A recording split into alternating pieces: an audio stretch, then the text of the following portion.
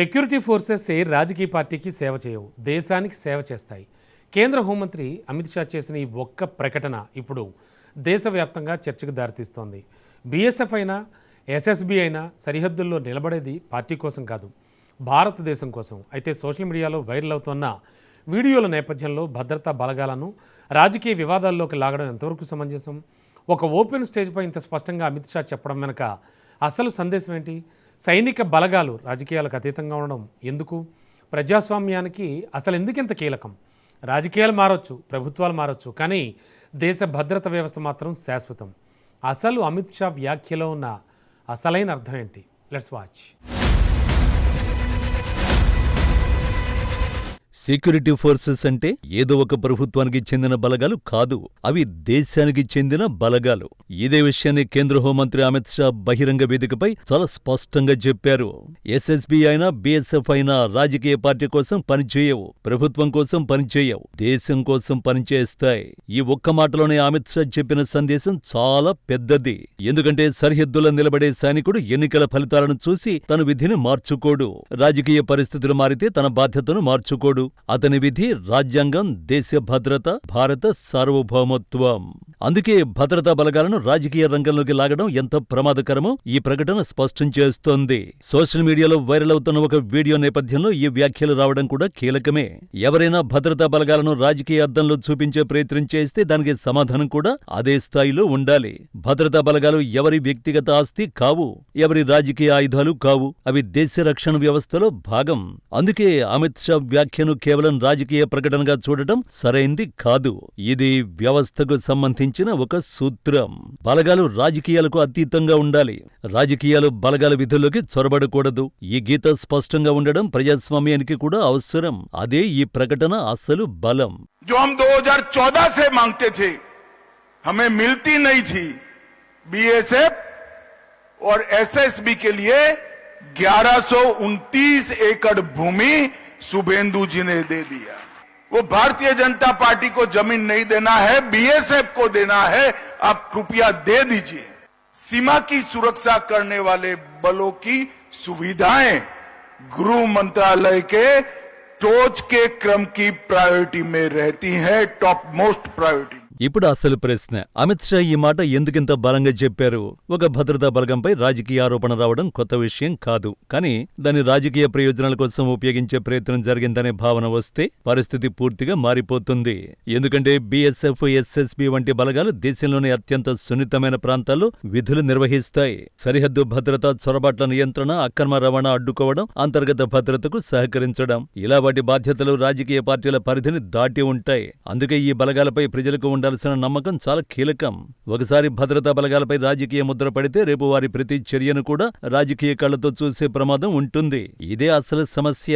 ఒక జవాన్ సరిహద్దులో నిలబడినప్పుడు అతని ముందు కాంగ్రెస్ ఉండదు, బీజేపీ ఉండదు, ఏ పార్టీ జెండా ఉండదు. అతని ముందు దేశ సరిహద్దు ఉంటుంది, దేశ భద్రత ఉంటుంది. అదేవిధంగా అతని ఆదేశాలు కూడా రాజ్యాంగబద్ధమైన వ్యవస్థ నుంచే రావాలి, రాజకీయ ప్రయోజనాల నుంచి కాదు. కాబట్టి అమిత్ షా వ్యాఖ్యను ఒక రాజకీయ వాదనగా మాత్రమే చూడడం కంటే సంస్థాగత స్వాతంత్ర్యంపై చేసిన ప్రకటనగా చూడాలి. భద్రతా వ్యవస్థకు ప్రజల విశ్వాసం కావాలి, ఆ విశ్వాసానికి రాజకీయ తటస్థత అవసరం.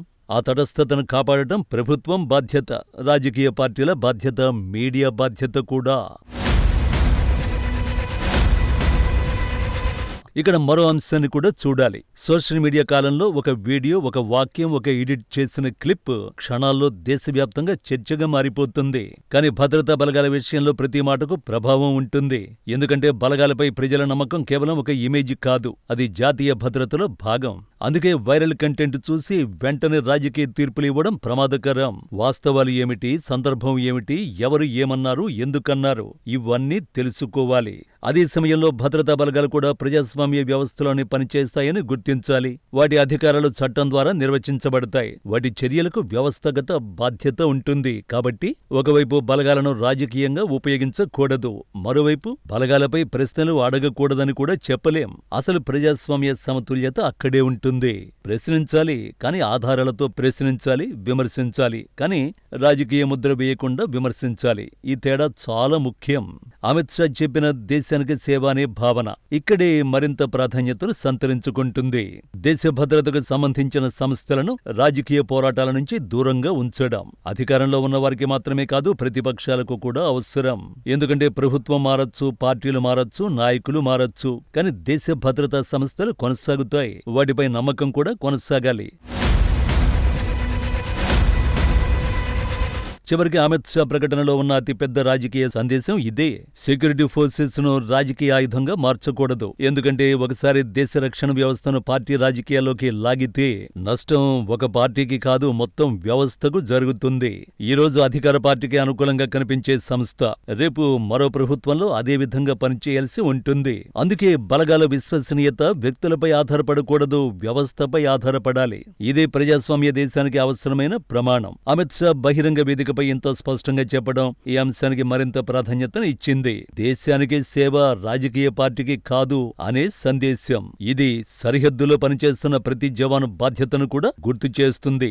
అదే సమయంలో రాజకీయ నాయకులకు కూడా ఒక గీతను గుర్తు చేస్తుంది. ఆ గీత ఏంటి?